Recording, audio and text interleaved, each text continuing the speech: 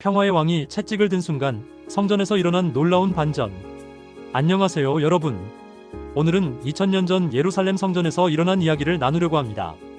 이 사건은 평소에 온유하고 자비로우신 예수님이 갑자기 분노하셔서 채찍을 들고 상인들을 내쫓으신 놀라운 사건입니다. 이 이야기를 듣고 나시면 진정한 신앙이 무엇인지, 그리고 왜 때로는 의로운 분노가 필요한지에 대해 깊이 생각해보게 되실 거예요. 6월절이 가까워져서 예수님께서 예루살렘으로 올라가고 계셨어요. 수도로 향하는 큰 무리들 중 한 무리와 함께 여행하고 계셨죠. 아직 자신의 사명을 공개적으로 선포하지 않으셨기 때문에 군중들 사이에 섞여 있어도 특별히 주목받지는 않으셨어요. 이 여행길에서 사람들이 가장 많이 이야기한 주제는 바로 메시아의 오심이었어요. 침례 요한의 전도로 인해 이 소식이 널리 퍼져 있었거든요. 사람들은 흥분된 마음으로 이스라엘 나라가 강대해질 것이라는 희망을 이야기했어요. 하지만 예수님은 이런 희망이 성경을 잘못 해석한 데서 나온 것이라는 걸 아셨어요. 사람들은 정치적인 해방과 물질적인 번영을 기대했지만 메시아의 진정한 사명은 영적인 구원이었거든요. 예수님은 깊은 열정을 가지고 예언의 말씀을 설명해 주시며 사람들이 하나님의 말씀을 더 정확히 이해하도록 도우려고 애쓰셨어요. 유대의 종교 지도자들은 백성들에게 예루살렘에서만 하나님을 참되게 경배할 수 있다고 가르쳤어요. 그래서 6월절이 되면 팔레스타인 각지는 물론 멀리 외국에서까지 수많은 사람들이 예루살렘으로 몰려들었죠. 성전들은 혼잡한 군중들로 가득 찼어요. 많은 사람들이 제물로 바칠 동물들을 직접 가져올 수 없었어요. 먼 곳에서 온 사람들은 특히 그랬죠. 이런 사람들의 편의를 위해 성전 바깥들에서 동물 거래가 이루어졌어요. 각계각층의 사람들이 이곳에 모여 제물을 샀고 모든 외국 화폐를 성전에서 사용하는 화폐로 바꾸는 일도 이곳에서 했어요. 원래는 선한 목적으로 시작된 일이었어요. 하지만 시간이 지나면서 이 시스템은 완전히 타락해버렸죠. 모든 유대인 남성은 매년 반세겔을 생명의 속전으로 내야 했어요. 이 돈은 성전을 유지하는 데 사용되었죠. 이 외에도 많은 자원 헌금들이 성전 금고에 들어갔어요. 모든 외국 화폐는 성전에서 사용하는 특별한 화폐로 바꿔야 했는데 바로 이 환전 과정에서 엄청난 부정이 벌어졌어요. 환전상들은 사기와 부정 취득을 일삼았고 이는 수치스러운 거래로 발전했어요. 더 심각한 것은 이 모든 것이 제사장들의 소득원이 되었다는 점이었어요. 상인들은 동물들을 팔 때 터무니없이 비싼 가격을 매겼어요. 그리고 제사장들과 관원들과 그 이익금을 나눠 가졌죠. 그들은 이런 식으로 백성들을 희생양으로 삼아 부를 축적했어요. 경배자들은 만약 제물을 바치지 않으면 하나님의 축복이 자녀들과 토지에 내리지 않을 것이라고 믿도록 교육받았어요. 그래서 아무리 비싼 가격이어도 어쩔 수 없이 동물들을 샀죠. 헌신의 행위를 하지 않고 집으로 돌아갈 수는 없다고 생각했거든요. 특히 6월절 때는 수많은 제물들이 바쳐졌기 때문에 성전에서의 매매 행위가 대규모로 벌어졌어요. 이로 인한 혼란 때문에 그곳은 하나님의 성전이라기보다는 시끄러운 가축 시장 같았어요. 상상해보세요. 동전이 부딪히는 째랑거리는 소리, 화난 사람들의 언쟁 소리, 흥정하는 날카로운 소리, 가축들이 우는 소리, 양들과 비둘기들의 우는 소리가 뒤섞인 그 혼란을 말이에요. 혼란이 너무 극심해서 경배하려는 사람들이 방해를 받았어요. 지존하신 하나님께 드리는 기도는 성전 안까지 침입한 소동 소리에 파묻혀버렸어요. 아이러니하게도 유대인들은 자신들의 경건함을 크게 자랑했어요. 성전을 바라보며 기뻐했고 성전을 헐뜯는 말을 하면 신성 모독이라고 여겼어요. 성전과 관련된 의식을 이행하는데도 매우 엄격했어요. 하지만 그렇게 한 이유는 돈을 사랑하는 마음 때문이었어요. 그들은 하나님께서 친히 제정하신 이 의식들의 원래 목적에서 자신들이 얼마나 멀리 벗어났는지를 거의 깨닫지 못했어요. 제사장들과 관원들은 나라를 위해 하나님을 대표하도록 부름받은 사람들이었어요. 그들은 성전뜰에서 벌어지는 이런 악패들을 바로잡아야 했어요. 성실과 동정의 모범을 백성들에게 보여야 했죠. 자신의 이익에만 골몰하는 대신 경배자들의 사정과 필요를 염려하고 재물을 살 형편이 안 되는 사람들을 도와줄 준비를 하고 있어야 했어요. 하지만 그들은 그렇게 하지 않았어요. 탐욕 때문에 그들의 마음이 강팍하게 되어버렸거든요. 이 절기에는 고통받는 사람들과 곤핍과 비탄에 잠긴 사람들도 많이 왔어요. 소경과 절름발이와 벙어리들이 있었어요.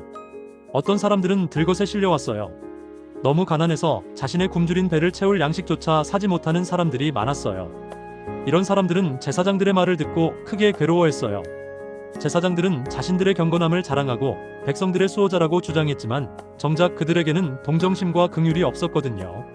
바로 이때 예수님께서 성전에 들어가셨어요. 예수님은 이 모든 광경을 보셨어요.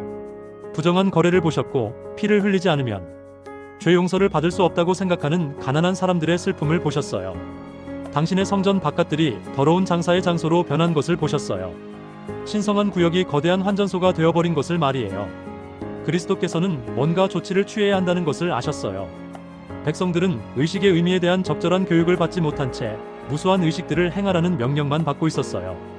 경배자들은 자신들이 바치는 희생제물이 유일하고 완전한 희생제물이 되시는 분을 상징한다는 것을 이해하지 못했어요.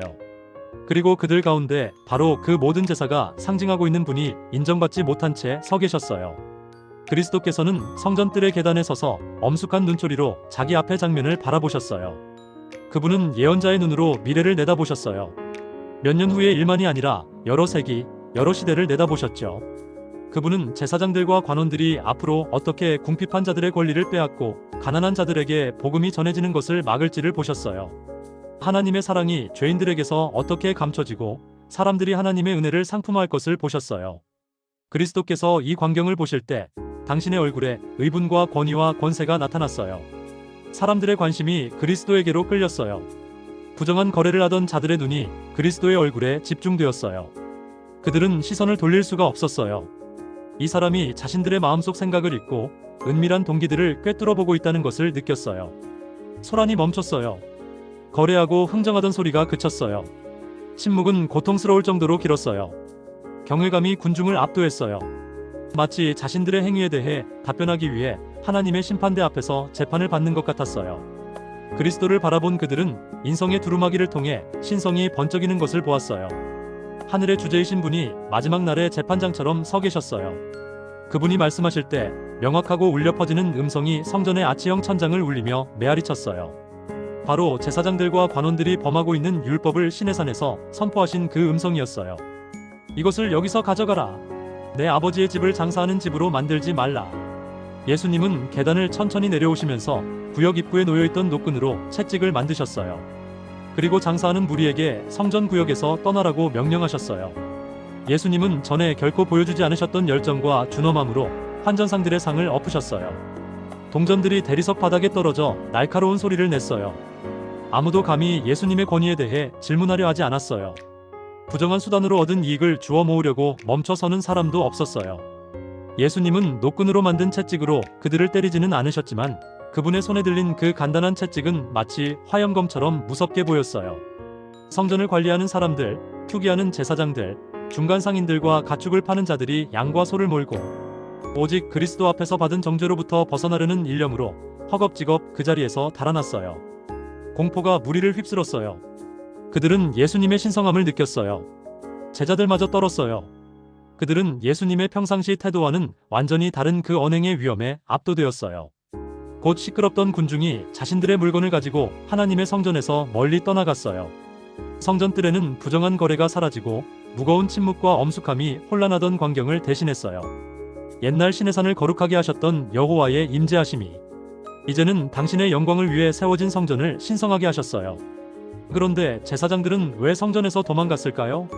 그들에게 나가라고 명령하신 분은 세상의 지위나 권세가 없는 목수의 아들이요 가난한 갈릴리 사람이었는데 말이에요. 그리스도께서는 왕의 위엄을 가지고 말씀하셨어요. 그분의 외모와 음성에는 그들의 힘으로는 도저히 저항할 수 없는 무언가가 있었어요. 그들은 명령의 말씀을 듣고 전에는 결코 인식하지 못했던 위선자와 강도로서의 자신들의 진정한 모습을 깨달았어요. 그들이 도망갔을 때 가난한 사람들은 뒤에 남아 있었어요. 이제 그들은 사랑과 긍휼이 표현된 예수님의 얼굴을 바라보고 있었어요. 예수님은 눈물 어린 눈으로 자신의 주위에서 떨고 있는 자들에게 말씀하셨어요.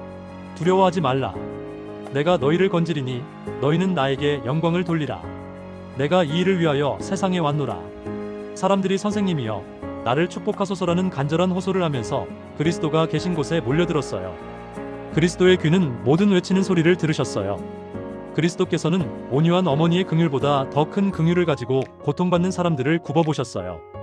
모든 사람이 돌봄을 받았어요. 각종 병든 사람들이 치유를 받았어요. 벙어리가 입을 열어 찬송했고 눈먼 자들이 자신들의 시력을 회복시켜 주신 분의 얼굴을 바라보았어요. 고통받던 자들의 마음이 즐거워졌어요. 제사장들과 성전 관리인들이 이 위대한 역사를 목격했을 때 그들의 귀에 들려온 소리들은 얼마나 놀라운 계시였을까요? 사람들은 자신들이 겪어온 고통, 깨어진 희망, 고통스러운 여러 날들과 잠 못 이룬 밤들에 대해 이야기하고 있었어요. 어떤 사람은 이렇게 말했어요. 짐이 너무나 무거웠으나 나는 도와주는 분을 발견했다. 그분은 하나님께서 보내신 그리스도시다. 나는 그분의 일을 하는데 나의 생애를 바치겠다. 부모들은 자녀들에게 그리스도께서 내 생명을 건지셨다. 내 목소리를 높여 그분을 찬송하라고 말했어요. 어린이들과 청소년들, 아버지 어머니들, 친구들과 목격자들이 목소리를 모아 감사의 찬송을 드렸어요. 소망과 기쁨이 그들의 마음을 채웠어요. 평화가 그들의 마음에 깃들었어요. 그들은 심신을 치료받고 고향에 돌아가서 각처에서 예수님의 비할 데 없는 사랑을 전파했어요. 성전에서 도망갔던 무리들이 잠시 후에 슬금슬금 되돌아왔어요. 그들은 자신들을 사로잡았던 공포에서 얼마간 회복되었지만 그들의 얼굴에는 머뭇거리고 주저하는 기색이 보였어요. 그들은 예수님이 하시는 일을 바라보고 놀랐으며 메시아에 관한 예언의 말씀이 예수님에게서 성취되었음을 깨달았어요. 어느 누구보다도 제사장들과 관원들이 예수님이 여호와의 기름 부음 받은 자라는 것을 깨달았어야 했어요. 그들의 손에는 그리스도의 사명을 묘사한 성경 두루마리가 있었고 성전을 정결하게 하신 일이 초인 간접 능력의 나타남임을 그들이 알았기 때문이에요. 그들은 예수님을 심히 미워했지만 예수님이 성전의 존엄성을 회복시키기 위해 하나님께서 보내신 선지자일 것이라는 생각을 떨쳐버릴 수 없었어요. 이런 두려움에서 생긴 존경심을 가지고 그들은 예수님에게 가서 네가 이런 일을 행하니 무슨 표적을 우리에게 보이겠느냐? 라고 질문했어요. 예수님은 이미 그들에게 표적을 보여주셨어요. 그들의 마음을 빛으로 환하게 하고 메시아가 하리라는 이적을 그들 앞에 행하심으로 예수님은 당신의 신분에 대한 설득력 있는 증거를 주셨어요. 이제 그들이 표적을 요구하자 예수님은 그들에게 한 비유로 대답하심으로 그분이 그들의 악의를 읽고 계신다는 것을 보여주셨어요. 예수님께서 말씀하셨어요. 너희가 이 성전을 헐라. 내가 사흘 동안에 일으키리라. 이 말씀에는 이중의 뜻이 있었어요. 예수님은 유대인의 성전과 예배가 파괴될 것을 언급하셨을 뿐만 아니라 자신의 죽음, 곧 성전된 당신의 몸이 파괴될 것을 말씀하신 거였어요. 유대인들은 이미 이 일을 음모하고 있었어요. 제사장들과 관원들이 성전에 돌아왔을 때 이미 그들은 예수님을 죽임으로써 말썽을 일으키는 자를 제거하자고 제안했어요. 하지만 그들은 단지 예수님의 말씀을 예루살렘의 성전만을 가리키는 것으로 생각하고 분노하여 이 성전은 46년 동안의 지역권을 네가 사흘 동안에 일으키겠느냐? 라고 외쳤어요. 그리스도께서는 이 말씀을 그분을 믿는 자들을 위해서 하셨어요. 그리스도께서는 그 말씀이 되풀이될 것을 아셨어요. 6월절에 말씀하신 그 말을 수많은 사람들이 들을 것이며 세계 각처에 전달될 것이에요. 그리스도께서 죽은 자들 가운데서 부활하신 후에 그 말씀의 의미가 명백하게 될 것이었어요. 그리스도께서는 성전의 기초요 생명이셨어요. 성전의 봉사는 하나님의 아들의 희생을 상징했어요. 모든 제사 제도가 그리스도를 상징하는 것이었으므로 그리스도를 떠나서는 아무런 가치가 없었어요. 유대인들이 그리스도를 죽음에 넘겨줌으로써 그리스도를 최종적으로 거절했을 때 그들은 성전과 그 봉사에 의미를 부여했던 모든 것을 거절한 것이었어요. 그리스도께서 십자가상에서 운명하실 때 성소 안의 휘장이 위에서 아래로 두 갈래로 찢어진 것은 곧 마지막 크신 제물이 드려졌다는 것과 희생, 제물을 드리는 제사 제도가 영원히 종말을 고했다는 것을 의미하는 것이었어요. 구주께서 돌아가셨을 때에 어둠의 권세가 승리한 것처럼 보였지만 예수님은 요셉의 무덤을 가르시고 정복자로서 부활하셨어요. 그리스도는 당신의 죽으심과 부활로 참 장막에서 봉사하는 자가 되셨어요. 그리스도를 예표하던 희생제사는 끝났지만 사람들은 세상의 죄를 위해 바쳐진 참된 희생제물에 눈을 돌렸어요. 그러므로 자기를 힘입어 하나님께 나아가는 자들을 온전히 구원하실 수 있으니 이는 그가 항상 살아서 그들을 위하여 간구하심이니라.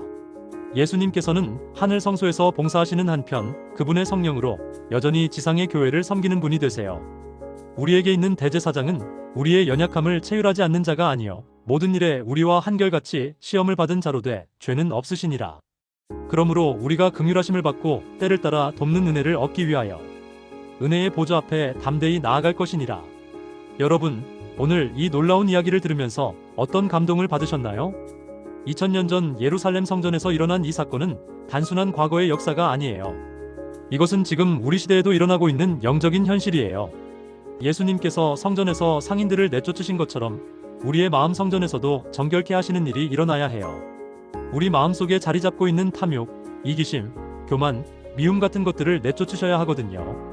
하지만 예수님은 강제로 우리 마음에 들어오지 않으세요. 문 밖에 서서 두드리시며 기다리고 계세요.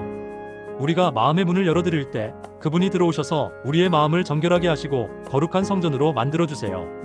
당시 제사장들처럼 우리도 때로는 형식적인 신앙생활에 빠질 수 있어요. 겉으로는 경건한 척하면서 속으로는 자기 이익만 챙기는 모습 말이에요. 하지만 하나님은 우리의 마음을 보세요. 진실한 마음으로 그분께 나아가는 사람들을 기뻐하세요. 성전에서 치유받은 사람들처럼 우리도 예수님을 만나면 변화된 삶을 살 수 있어요. 절망에서 희망으로, 어둠에서 빛으로, 죽음에서 생명으로 옮겨질 수 있어요. 그리고 그들이 예수님의 사랑을 각처에 전파했듯이 우리도 받은 은혜를 다른 사람들과 나누며 살 수 있어요. 생각해보세요. 당시 성전은 하나님을 만나는 가장 거룩한 장소였어요. 하지만 그곳이 이익을 추구하는 장소로 변해버렸죠. 오늘날 우리의 교회나 신앙 공동체는 어떤가요? 진정으로 하나님을 만나는 곳인가요? 아니면 다른 목적들이 앞서는 곳인가요? 예수님께서 보여주신 분노는 단순한 감정적 폭발이 아니었어요. 그것은 하나님의 거룩함과 사랑에서 나온 의로운 분노였어요. 하나님의 집이 더럽혀지고 가난한 사람들이 착취당하는 것을 보시고 참을 수 없으셨던 거죠. 우리도 때로는 이런 의로운 분노가 필요해요. 불의와 부정이 우리 주변에서 일어날 때 그냥 모른 척하고 넘어가서는 안 되거든요. 물론 예수님처럼 사랑에서 나오는 분노여야 하고 자신의 감정이나 이익이 아닌 하나님의 뜻과 다른 사람들의 유익을 위한 것이어야 해요. 성전 정화 사건에서 우리가 배울 수 있는 또 다른 교훈은 예수님의 이중적 모습이에요. 한편으로는 상인들을 내쫓으시는 권위 있는 모습, 다른 한편으로는 아픈 사람들을 치유해 주시는 자비로운 모습이죠. 진정한 지도자는 이 두 가지를 모두 가져야 해요. 잘못된 것에 대해서는 단호하게 대처하면서도 도움이 필요한 사람들에게는 따뜻한 사랑을 보여주는 것 말이에요. 이 사건은 또한 종교의 본질에 대해서도 생각해보게 해요. 종교는 형식이나 의식이 아니라 하나님과의 진실한 관계예요. 아무리 거창한 예배를 드리고 많은 헌금을 바쳐도 마음이 하나님께로 향하지 않는다면 의미가 없어요. 당시 유대인들은 성전 자체를 신성시했지만 정작 성전의 주인이신 하나님은 인정하지 않았어요. 오늘날 우리도 교회 건물이나 종교적 전통에만 집착하고 살아계신 하나님과의 관계는 소홀히 하는 실수를 범하지 않는지 돌아봐야 해요. 예수님은 지금도 하늘 성소에서 우리를 위해 중보기도하고 계세요. 우리의 연약함을 아시고 우리를 도우시는 분이세요. 우리가 실수하고 넘어져도 다시 일어설 수 있도록 도와주세요. 언제든지 담대히 하나님 앞에 나아가서 도움을 구할 수 있어요. 그분은 우리 각자의 마음 성전을 정결하게 하고 싶어 하세요. 더러운 것들을 내쫓고 거룩한 하나님이 거하실 성전으로 만들고 싶어 하세요. 하지만 우리가 문을 열어드려야 해요. 그분은 강제로 들어오지 않으시거든요. 마지막으로 이 사건은 우리가 어떤 사람이 되어야 하는지도 보여줘요. 성전에서 치유받은 사람들처럼 우리도 예수님의 은혜를 받은 후에는 그 은혜를 다른 사람들과 나누며 살아야 해요. 우리의 삶 자체가 하나님의 사랑을 증거하는 살아있는 성전이 되어야 하는 거죠. 오늘부터 여러분의 마음이 진정한 하나님의 성전이 되기를 바라요. 탐욕과 이기심은 내쫓고 사랑과 자비가 가득한 거룩한 성전 말이에요. 그리고 그 성전을 통해 하나님의 영광이 이 세상에 나타나기를 소원해요. 예수님께서 성전을 정화하신 것처럼 우리의 마음도 정화해 주시고 우리를 통해 이 세상에 하나님의 사랑이 흘러가기를 기도해요. 여러분 모두가 하나님의 거룩한 성전으로 살아가시기를 진심으로 바랍니다. 이 영상이 도움이 되셨다면 좋아요와 구독 부탁드려요. 그리고 댓글로 여러분의 생각과 경험도 나눠주세요. 다음에 또 의미 있는 이야기로 찾아뵐게요. 감사합니다.